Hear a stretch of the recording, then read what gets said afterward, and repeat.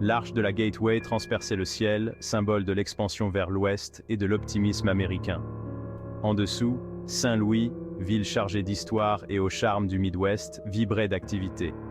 Le fleuve Mississippi s'écoulait paisiblement, reflétant les lumières scintillantes de la ville.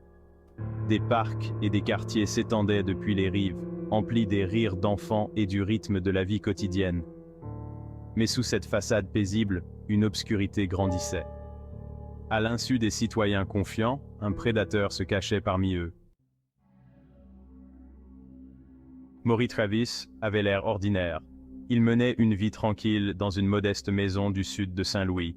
Les voisins le connaissaient comme un homme solitaire, un homme de peu de mots. Il occupait un emploi stable, conduisant un camion à travers l'État. Il se fondait parfaitement dans le paysage ouvrier de la ville. Personne ne soupçonnait les pensées sinistres qui le consumaient. Derrière sa façade banale, Travis cachait un secret effrayant. Il était un tueur en série, animé d'une soif perverse de pouvoir et de contrôle. Travis recherchait des femmes vulnérables en marge de la société. Il ciblait les travailleuses du sexe et les toxicomanes, des femmes dont il pensait qu'elles seraient facilement contrôlables et moins susceptibles de manquer à quelqu'un. Il les attirait vers la mort en leur promettant de la drogue et de l'argent. Il utilisait sa connaissance des bas-fonds de la ville à son avantage, exploitant leur désespoir. Ses crimes étaient brutaux, marqués par un sadisme effrayant. La dépravation de Travis a atteint de nouveaux sommets avec son obsession à documenter ses crimes.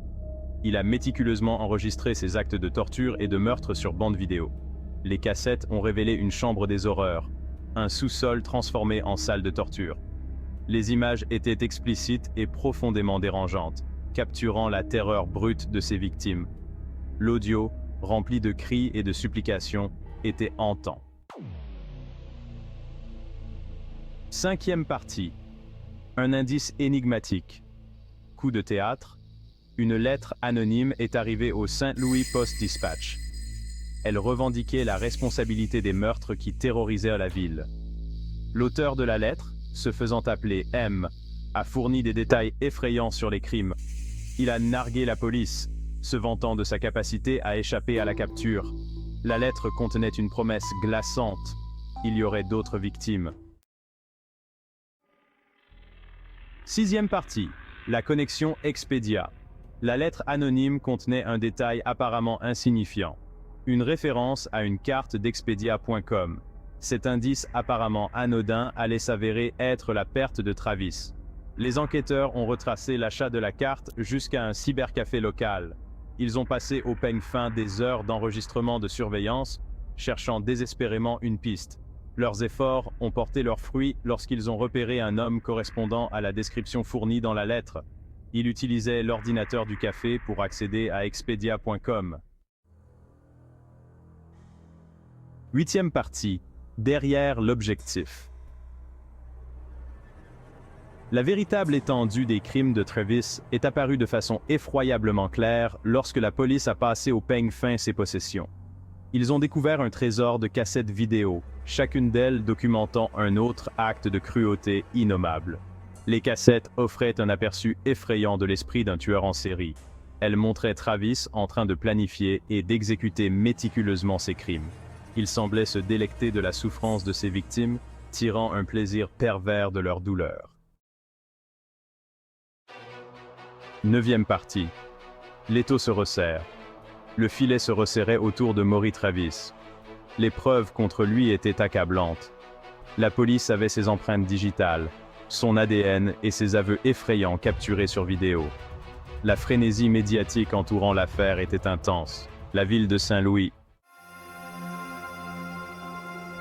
Dixième partie. Silence et ténèbres. Avant que les autorités ne puissent le traduire en justice, Maury Travis a choisi une autre voie. Il s'est suicidé dans sa cellule de prison, mettant fin à ses jours avant qu'un procès ne puisse avoir lieu. Sa mort n'a apporté que peu de réconfort aux familles de ses victimes. Onzième partie. Des questions sans réponse. Maury Travis a emporté de nombreux secrets dans sa tombe. Le nombre réel de ses victimes reste inconnu. Les enquêteurs pensent qu'il pourrait y avoir beaucoup plus de victimes, leurs histoires perdues dans le temps. Les cassettes et les lettres anonymes brossaient le portrait troublant d'un homme dévoré par les ténèbres. L'affaire Maury Travis nous rappelle de façon effrayante que le mal peut se cacher dans les endroits les plus inattendus.